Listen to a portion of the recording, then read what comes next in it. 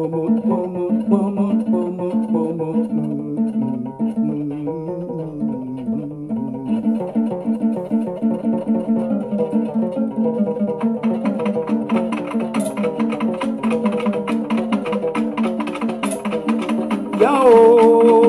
ngombia mio,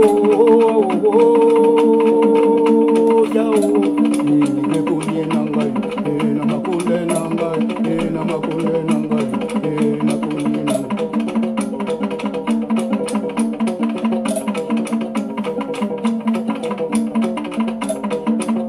Itami yabe o, we kunye nanga mutinja we kunye mulu.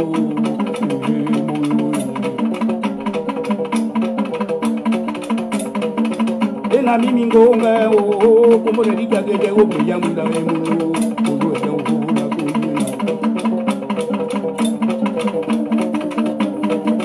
na kunye nanga o kunye nanga o kunye nanga o kunye nanga o ye ni kwa o na kunye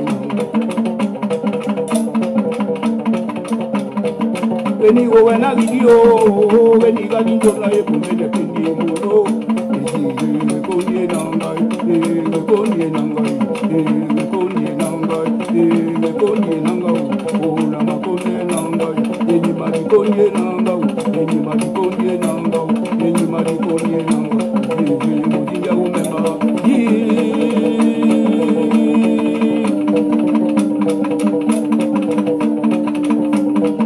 o wajami mozunda o ne ya pemba umbuka mokoko ebulu.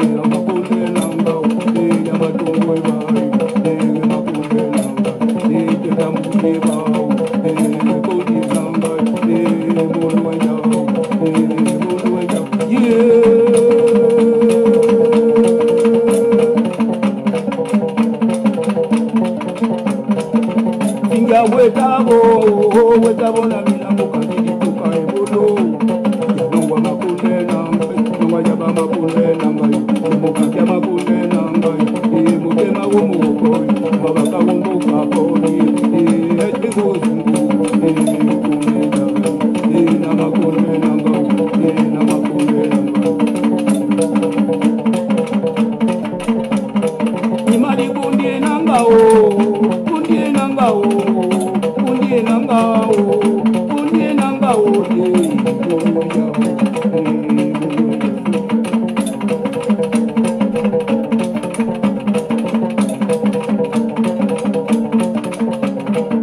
Eliwo wana video, eliga ditona e kumene pinyo, kuna makule.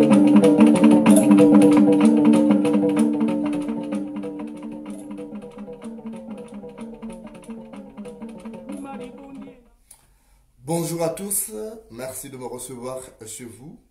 La démission, limogeage du ministre de l'économie, Jean-Marie Ogandaga, alias Pocho, n'est pas sans conséquence. Le premier ministre chef du gouvernement, Rose Christiane Osuka Raponda, pourrait remanier son gouvernement dans les tout prochains jours. Selon des sources proches des services de renseignement, une esquisse du gouvernement serait déjà sur la table d'Ali Bongo, le despote qui donne donc des instructions dans ce sens. Plusieurs ministres pourraient sortir. On parle d'un grand chambardement.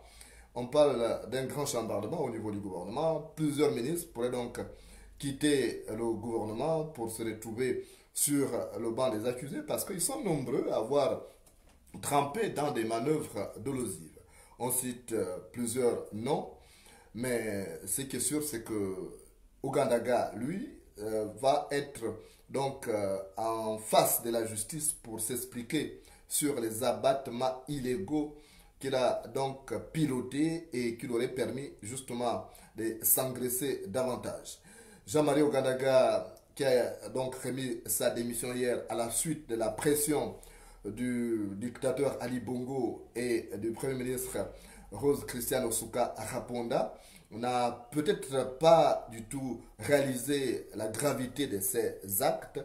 Il a fait preuve d'une arrogance, même avec ses collaborateurs, si bien que les syndicalistes ont fini par jeter en pâture. Tout ce qu'il avait fait comme manœuvre dolosive a été exposé, ce qui a amené les plus hautes autorités à demander sa démission, à lui demander donc de présenter rapidement sa démission, ce qui a été fait hier. Et on est même convaincu qu'il n'y aura même pas une opération, une manifestation de cérémonie de passation de service, parce que aussitôt limogé, l'intérim a été confié donc au ministre délégué qui était déjà au parfum de certains dossiers.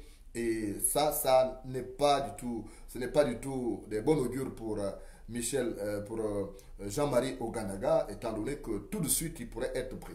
Ce que nous avons appris en milieu de matinée, c'est que un important dispositif sécuritaire avait été déployé autour de la maison de Jean-Marie Ogandaga pour l'empêcher de quitter le Gabon.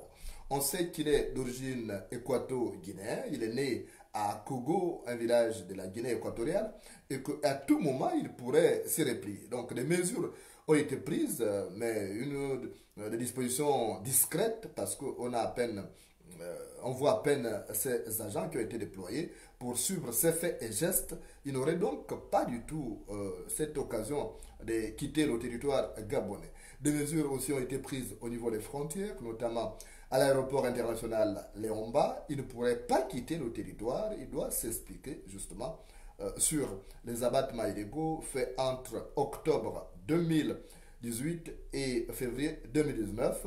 Et là encore, plusieurs hauts fonctionnaires de l'administration gabonaise pourraient aussi être appelés à donner des explications à la justice gabonaise.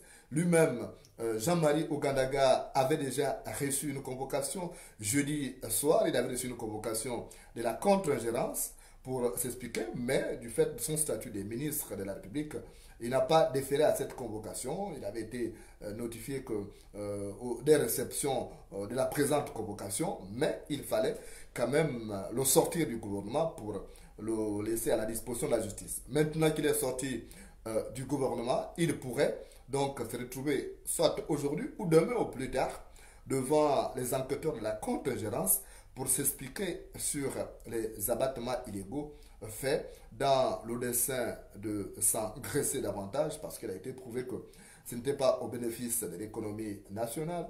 Et en dehors de ces abattements, il y a d'autres malversations qui sont annoncées et perpétrées justement par Jean-Marie Ogandaga. Donc, il a été vendu déjà par les syndicalistes qui savaient tout ce qu'il faisait comme manœuvre dolosive à la tête du ministère de l'économie, et même ailleurs où il était passé, que ce soit à la fonction publique, il y avait beaucoup de dossiers sur lui et il lui appartenait justement de faire preuve de circonspection. Or, à ce niveau, il a manqué de circonspection, menant une vie dispendieuse, construisant ou achetant des villas un peu partout, que ce soit à Libreville ou à l'étranger. Alors, avec tout ça, il devra s'expliquer à la justice gabonaise qui a déjà été activée dans ce sens.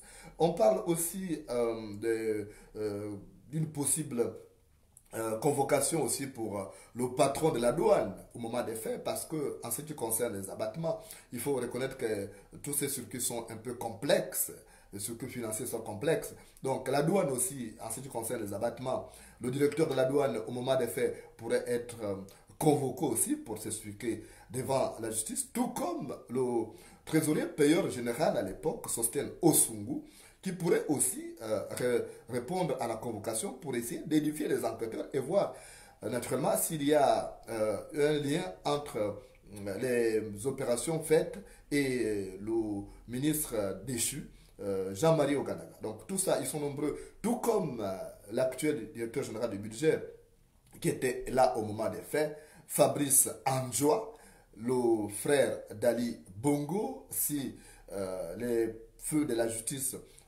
éclairent jusqu'au bout de la lampe, Fabrice Anjoua aussi pourrait être appelé à s'expliquer justement sur toutes ces opérations, parce que il faut reconnaître que sur le plan administratif, c'est toute une chaîne et Jean-Marie Ogandaga n'était pas seul. Donc il pourrait entraîner avec lui plusieurs collaborateurs, tout comme d'autres ministres aussi. Mais en ce qui concerne le remaniement ministériel, il pourrait intervenir le week-end ou la semaine prochaine.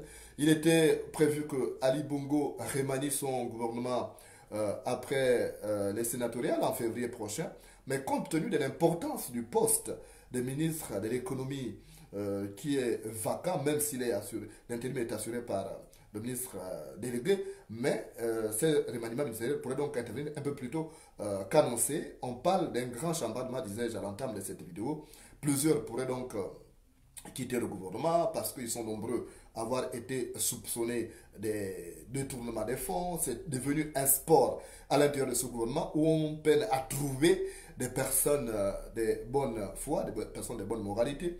Tous trempent dans des malversations financières de grande ampleur. Au Gabon, on ne vole pas en termes de millions, on vole en termes de milliards. Et tout cela, Ali Bongo découvre justement qu'il est entouré d'une bande de piranhas et il pourrait s'en débarrasser le plus tôt rapidement, le plus tôt possible, notamment à l'occasion de ces remaniements ministériels. Et le Premier ministre, chef du gouvernement, Rose Christiane Osuka Raponda, aurait déjà fait l'esquisse d'un nouveau gouvernement. On parle de beaucoup de partants, mais tout comme du retour de certains ministres qui avaient fait patte blanche, mais qui avaient été éjectés du gouvernement parce que n'étant pas en odeur de sainteté avec la mafia algérienne qui avait pris le contrôle du pays après l'élection présidentielle d'Ali Bongo, l'élection contestée de 2016. Donc, on pourrait être fixé d'ici à la fin de cette semaine. On est à mercredi, et peut-être d'ici à samedi, on pourrait savoir le successeur de Jean-Marie Ogandaga à la tête du ministère de l'économie. Mais ce qu'il faut savoir, c'est que Rose Christiane Osuka Raponda pourrait être reconduite au poste de Premier ministre en attendant le mois de février, mois au cours duquel il y aura donc un autre remaniement à la suite des sénatoriales. Rose Christiane Osuka Raponda est annoncée comme future présidente du Sénat, la deuxième chambre du Parlement. Et là, dans les calculs de Sylvia Bongo, il est question de mettre à la tête du gouvernement son ami très personnel, qui est actuellement ministre de la Santé, Guy Patrick Obiang, et c'est lui qui était pressenti, sauf que à la dernière minute, les choses pourraient se passer autrement, parce que nous avons appris qu'Ali Bongo tente de reprendre la main, de reprendre le contrôle de la situation, en faisant preuve d'un certain nombre de rigueur dans les nominations, en essayant de chasser le népotisme qui a été érigé en règle aussi bien par la mafia algérienne que celle qui a remplacé l'Algérie, donc celle patronnée par Sylvia Bongo, qui était devenue le faiseur, Sylvia Bongo et son fils qui étaient devenus des faiseurs de roi, après donc les difficultés de santé d'Ali Bongo liées à l'accident vasculaire cérébral dont il a été victime le 24 octobre 2018 à Riyad, en Arabie Saoudite. On a appris d'ailleurs qu'en ce qui concerne Jean-Marie Ogandaga, il avait comme parapluie la présidente de la Cour constitutionnelle, Marie-Madeleine Mborantso, qui voulait faire plaisir à un de ses collaborateurs, l'ancien ministre Mutsinga, n'est que le beau-père. Mutsinga, c'est le père de la femme de Jean-Marie Ogandaga, et naturellement, donc, il faisait une sorte de pression à la présidente du Sénat, la présidente de la Cour constitutionnelle actuelle, donc Marie-Madeleine Mborantso, donc qui essayait de pousser les pions en mettant aussi Jean-Marie Ogandaga au ministère de l'économie, ce qui lui permettait aussi d'avoir de l'emprise par rapport au paiement de ses factures, parce que Marie-Madeleine Mborantso, il faut le souligner, est titulaire et promotrice de plusieurs entreprises. Elle a beaucoup d'entreprises, de sociétés écrans, Et justement, en ayant quelqu'un, en ayant son fils, directeur du budget, donc Fabrice Anjoua, et en ayant Jean-Marie Ogandaga, un obligé à la tête du ministère de l'économie, et tout le circuit donc de décaissement des fonds était assuré pour justement honorer les engagements de ces entreprises, et c'est ce qui a été fait. Mais sauf qu'avec le limogeage de Jean-Marie Ogandaga, l'édifice mafieux pourrait s'écrouler dans les prochaines heures ou les prochains jours. Merci. L'information continue sur Facebook et YouTube.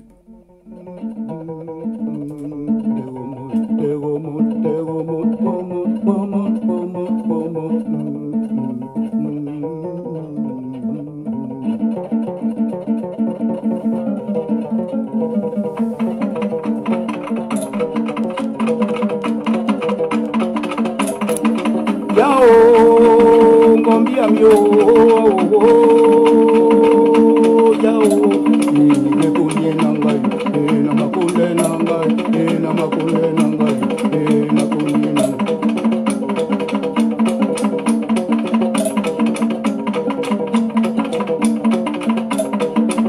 Kitami yabe o, we kunye nanga muti jawe bongi mulu.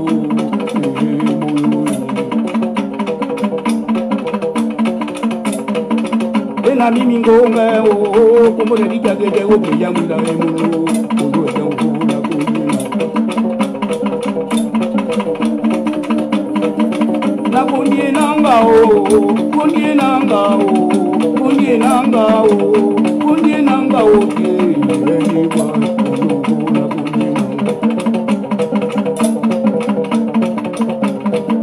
ni go na video veni ga dinto la e kunye de pindio Konye nangai, konye nangai, konye nangai, konye nangai, oh nama konye nangai, eni mari konye nangai, eni mari konye nangai, eni mari konye nangai, mudinja umema,